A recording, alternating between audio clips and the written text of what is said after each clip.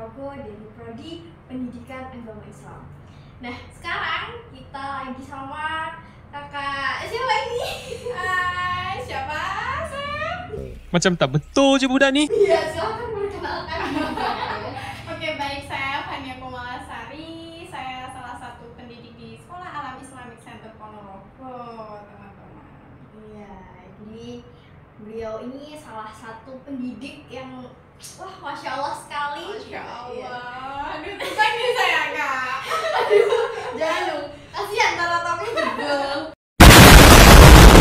Bisa ceritain sedikit nggak tentang latar belakang kakaknya ini gimana, mungkin waktu awal dari masa-masa kuliah gitu, terus gimana nih akhirnya kakak ini bisa memutuskan jadi guru PAI gitu?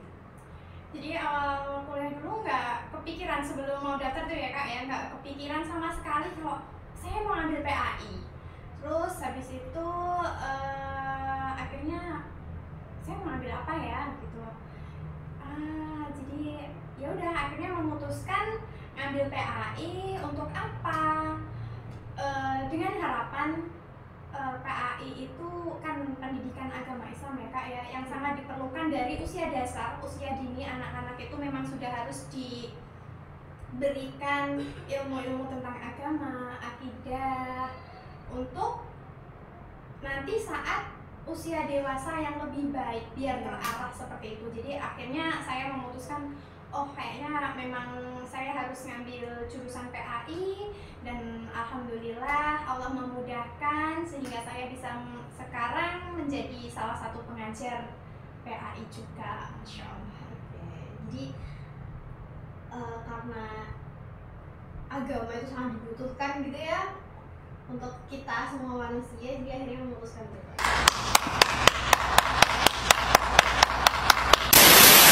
Terus ada nggak tokoh atau apa ya, inspirasi gitu yang akhirnya bener-bener mantap? Kan kadang kalau misalnya di kuliah tuh udah ambil jurusan ini tapi kerjaannya beda gitu. Ya sekarang lagi itu banget ya Kak ya, kadang kuliahnya di jurusan apa, akhirnya kerjanya di bidangnya apa.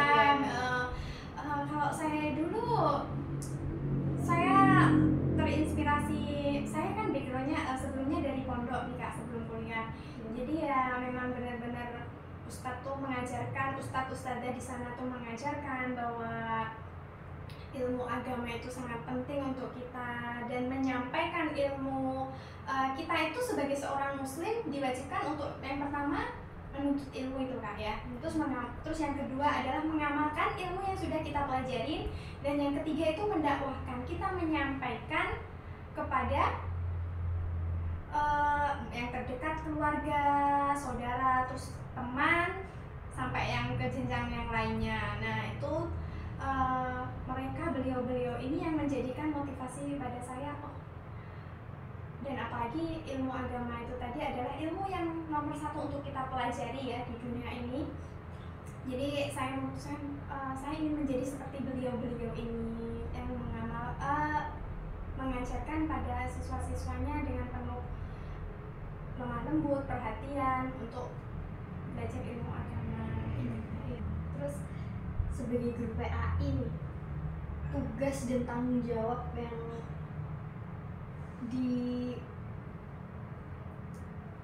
You didn't have to cut me off.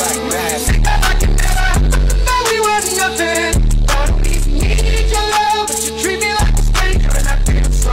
dibebankan ke guru PAI itu sendiri tuh apa sih? Mungkin dalam kesehariannya di sekolah tuh guru PAI itu seperti apa tanggung jawabnya gitu?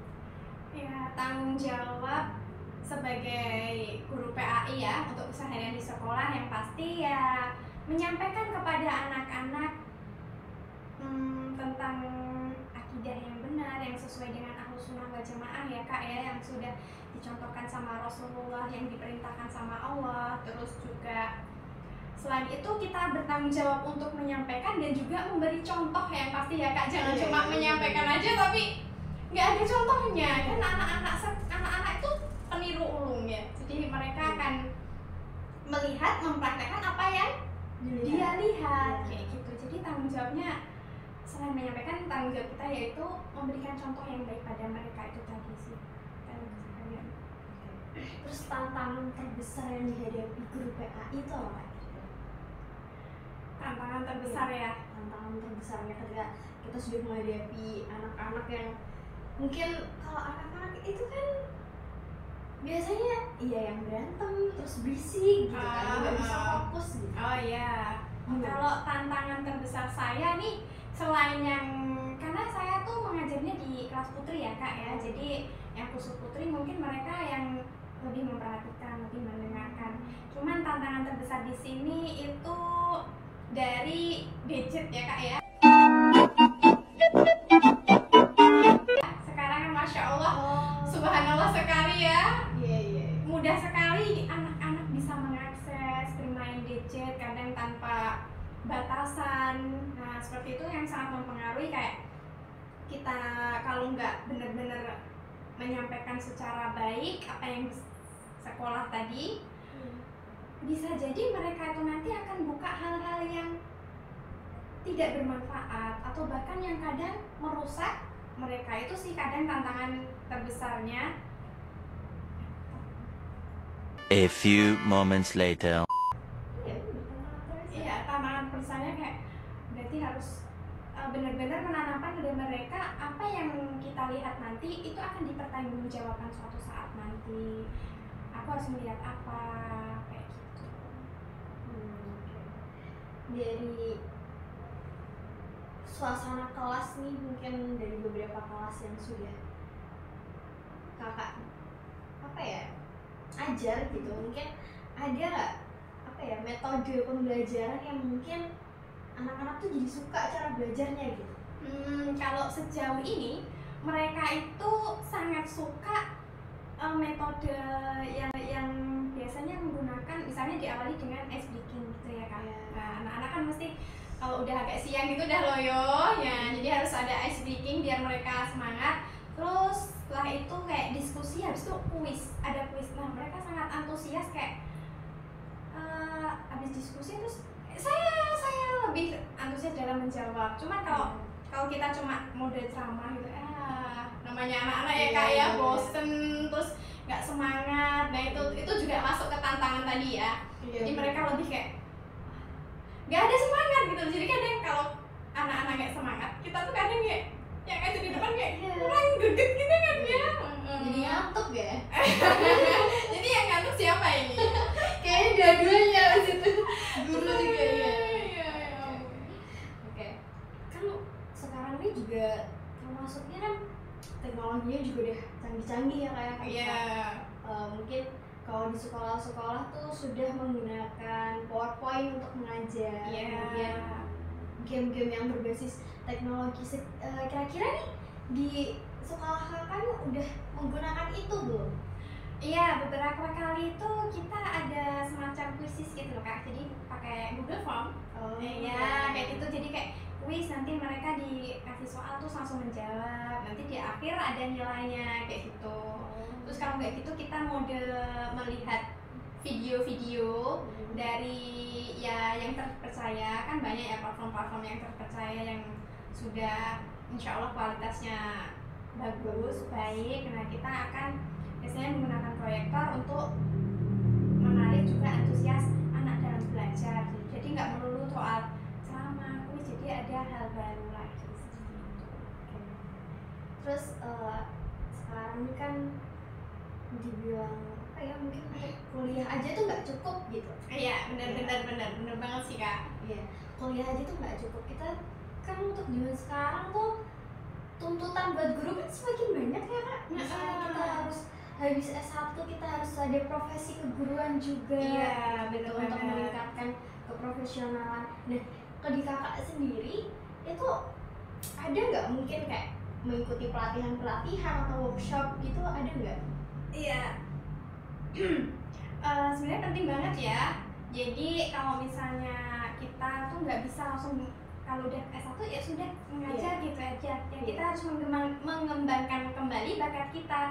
Jangan sampai udah mencukupkan diri, membatasi diri, udah cukup sampai di sini. Apalagi ilmu itu ada pepatah yang mengatakan tuntunlah ilmu dari buayan sampai liang lahat ya kak. Iya. Nggak ada kata cukup untuk ilmu Dan lagian dengan segala kemudahan sekarang banyak sekali kayak workshop, webinar kayak gitu yang kita bisa mendapatkan ilmu. Jadi kita lebih berkembang lagi, nggak cukup sampai di sini aja.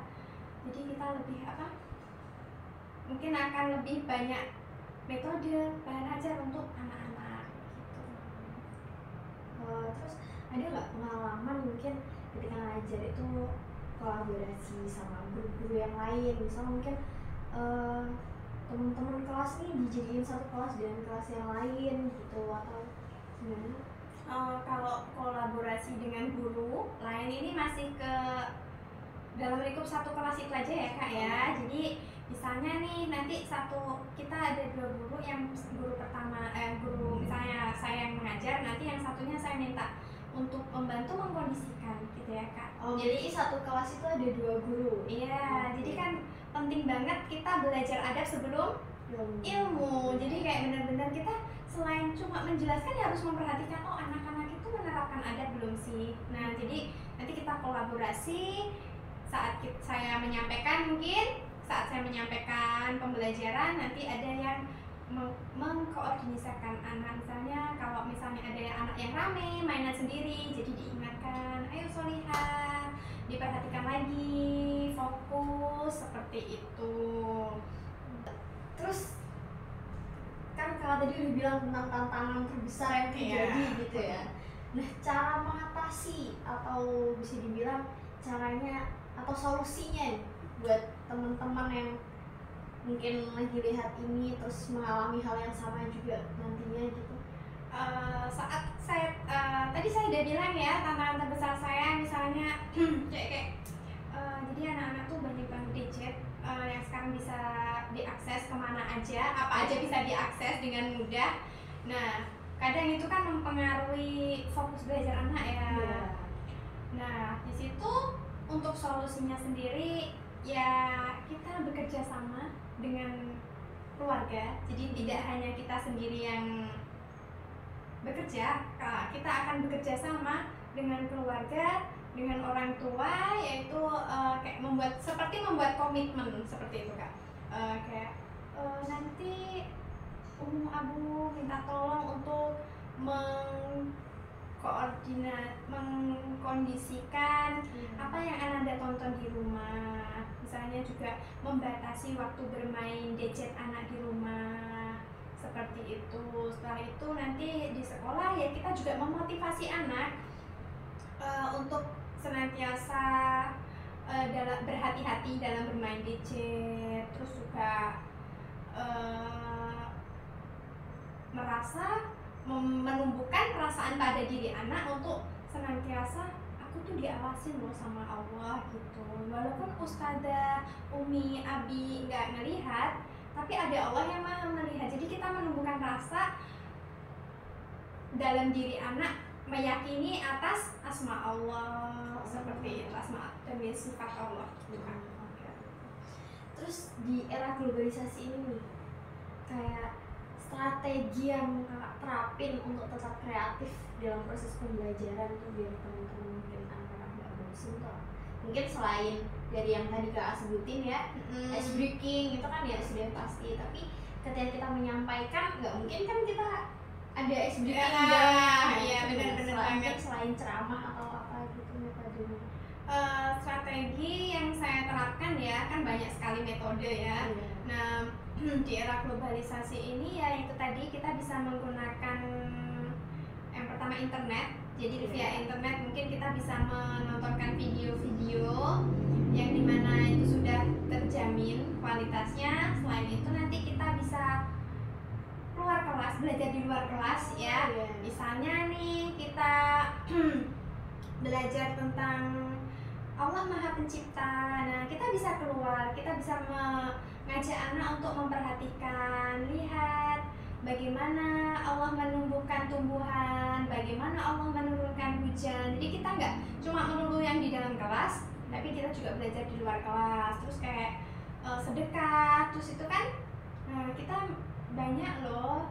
Kita ajak anak-anak keluar, melihat ke sekeliling, diajak, yuk lihat teman-teman.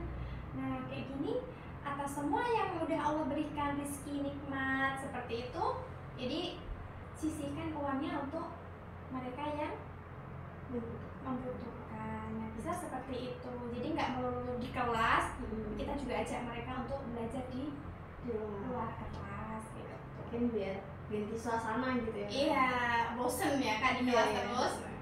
Nah, caranya kakak ini mengevaluasi efektivitas proses pembelajaran di kelas itu gimana? Mungkin dilihat dari apa mungkin yang harus.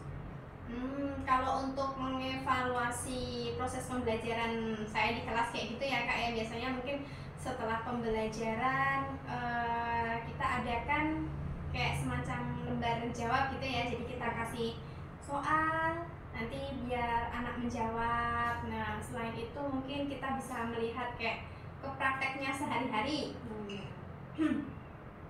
Misalnya kita kemarin sudah belajar bagaimana tata cara sholat dan wudhu yang benar. Jadi kayak tanpa sepengetahuan mereka, mungkin kita ada sholat duha gitu, kita perhatikan gimana sih sholatnya mereka, apa benar-benar kemarin apa benar-benar mereka mengamalkan apa yang sudah dipelajari kayak gitu. Jadi kita perhatikan bagaimana mereka, terus kayak adab makan, bagaimana cara makan, mungkin kita lihat kayak gitu sih Kak.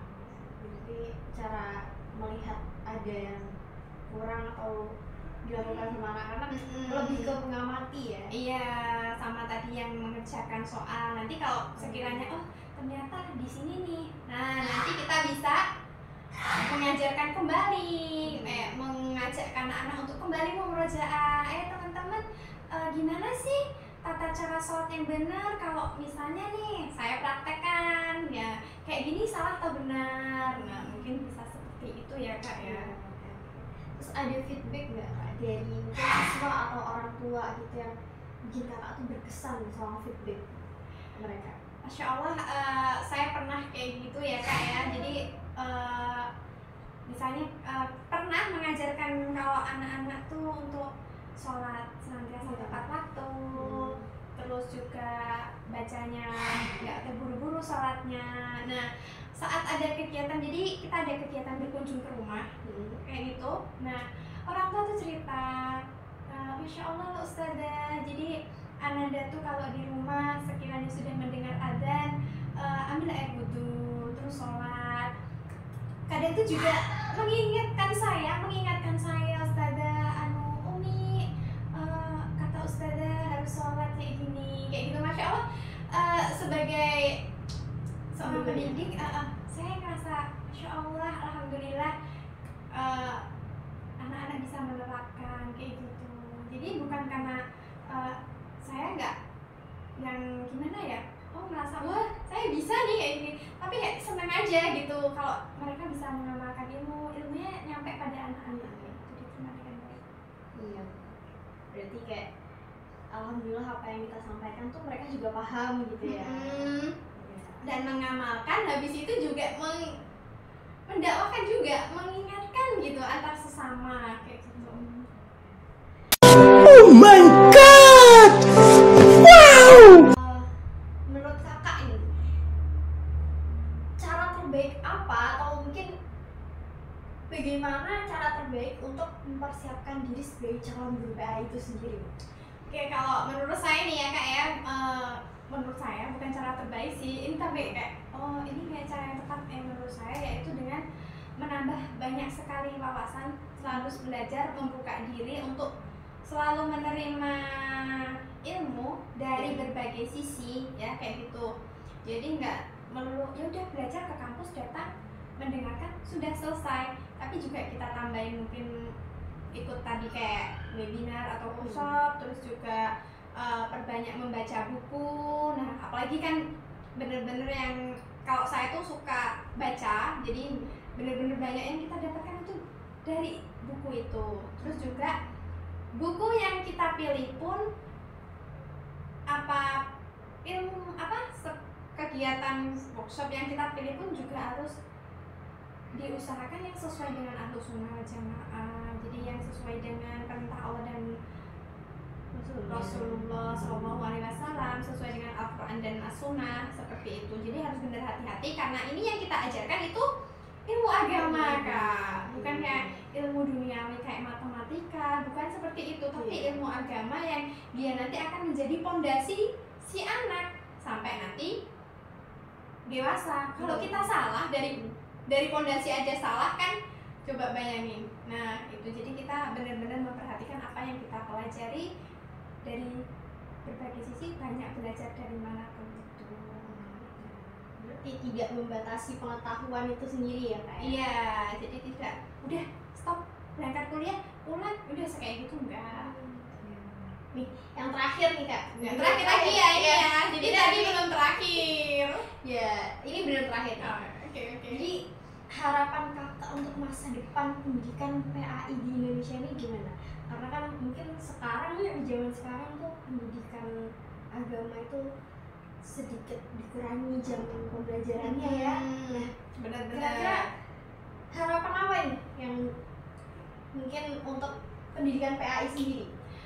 Untuk harapannya ya, yang itu tadi saya bilang, karena pendidikan agama itu benar-benar fondasi dari bawah. Saya harap dengan harapan saya untuk kedepannya yaitu mungkin lebih, janganlah dikurangi, ya udah sesuai dengan porsinya itu tadi.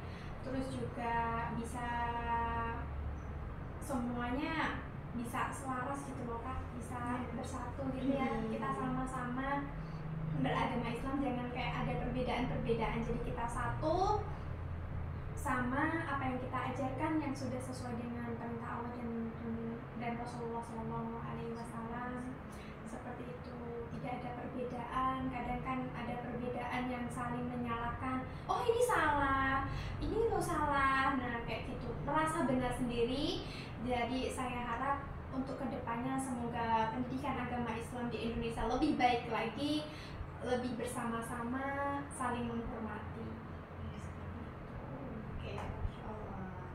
Jadi itu tadi teman-teman, beberapa hal, mungkin obrolan-obrolan kita tentang guru PAI itu seperti apa. Jadi teman-teman bisa belajar dari apa yang Ustadzah Fania sampaikan gitu ya. Bukan ustazah, Apa? Kak Fani aja. Oke, Kak Fania sampaikan gitu. Semoga apa yang obrolan kita ini tadi tuh bisa bikin teman-teman tuh jadi semangat. Oh, jadi calon guru PAI ini bukan tantangan yang berat sebenarnya, karena bakal ada balasannya sendiri ya Kak ya nanti. Ya insya Allah. Tapi itu Kak, harus yang pertama jangan mengharapkan balasan, tapi yang pertama itu harus satu, Apa tuh? ikhlas Kak. Oh, Karena Allah iya, ya, karena segala bener. sesuatu itu tergantung niatnya. Benar. Kalau kita harapin balasannya, udah dapatnya balasannya gitu.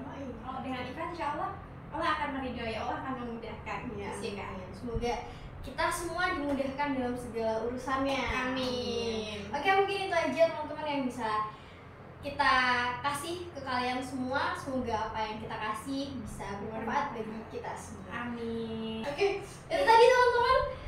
Mungkin cukup ini, dan terima kasih sama Kak Fania sudah mau memberikan sedikit motivasi lah untuk guru-guru PAI ini ya. Sama-sama. Ya, semoga bisa ikut menjadi guru PAI juga. Amin. Pokoknya doa terbaik ya buat kalian, buat teman-teman semuanya yang sekarang lagi belajar sebagai calon guru PAI. Semoga nanti menjadi guru PAI yang benar-benar lurus insya Allah. Amin, amin ya Allah, amin. Oke, kalau gitu kita cukupkan sampai di sini teman-teman. Terima kasih dan bye. Bye.